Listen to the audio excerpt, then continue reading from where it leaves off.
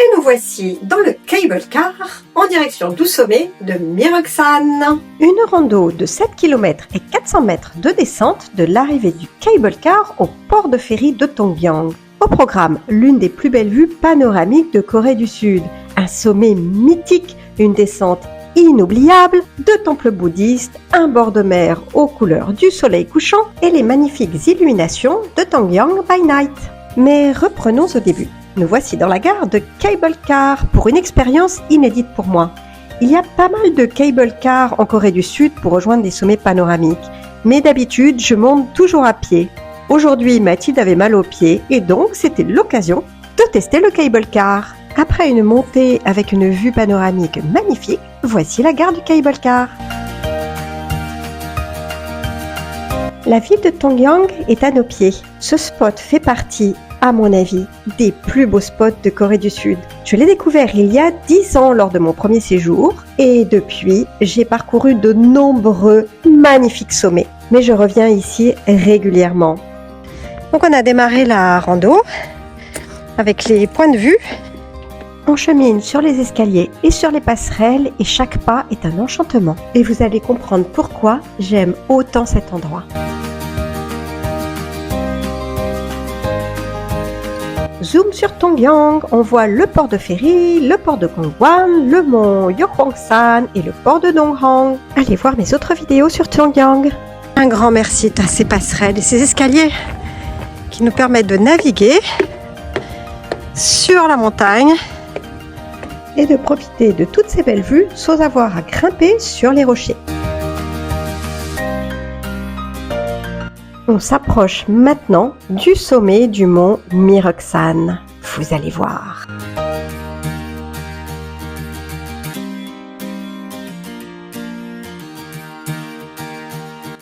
Regardez ça! Moi je vais partir par là pour la descente. Et Mathilde elle va redescendre en cable car. Et là la pierre sommitale où bien sûr on va faire la traditionnelle photo au sommet.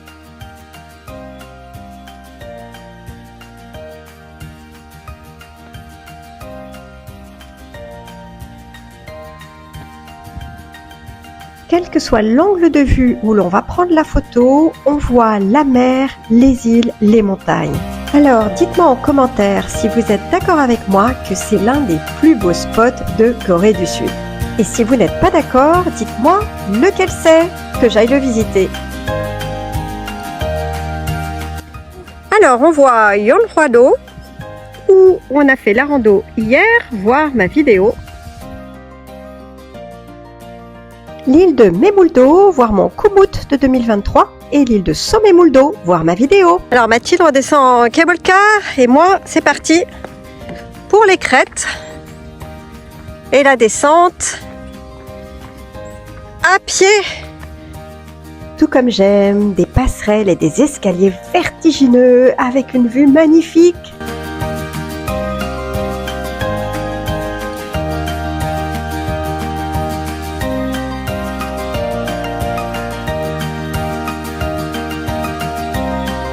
Il y a la cabane sur la plateforme avec quelqu'un qui surveille à l'intérieur.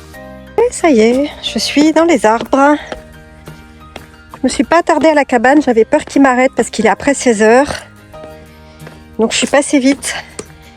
Mais il travaille dans sa cabane et il a une belle vue. Hein, parce que depuis sa cabane, il voit tout ça.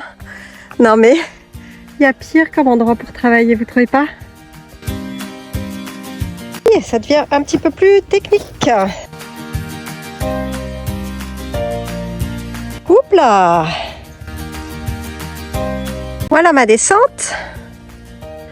Et petite pause, paysage. Ça y est, c'est un petit peu moins raide. Et ce qui est bien pour descendre en fin d'après-midi comme ça, c'est que le versant est à l'ouest.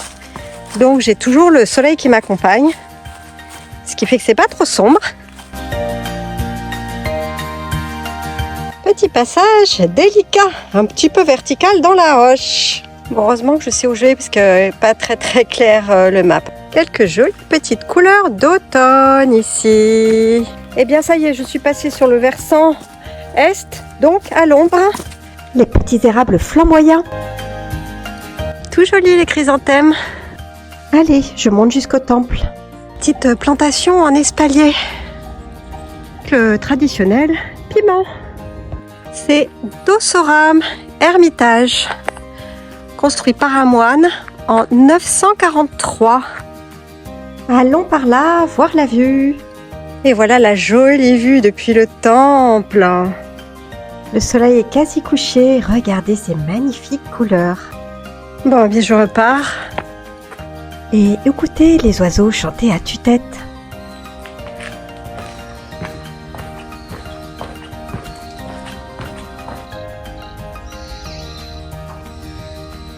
Il fait de plus en plus sombre, mais je n'ai plus de terrain technique. Donc c'est pas grave. Il y a un autre ermitage ici. Je sors par la grande porte en aval de l'ermitage. Porte qui est peinte. Joli potager plein de choux.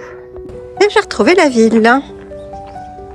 Et voilà, depuis Moroxan, le sommet, je viens d'atteindre la mer. Et je me rends compte qu'il va falloir que je remonte pour choper mon pont.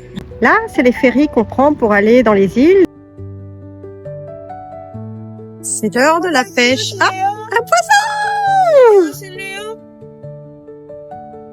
Magnifique poisson! Ok. Trop sympa la dame, elle m'a ensuite montré le poisson sous toutes ses coutures. Je poursuis mon cheminement en bord de mer tout en essayant d'aller rattraper le pont puisque mon hôtel est de l'autre côté du bras de mer. C'est pour là que je dois prendre, faut que je trouve des escaliers pour monter là-haut. Hipipipoua, j'ai réussi à monter sur le pont.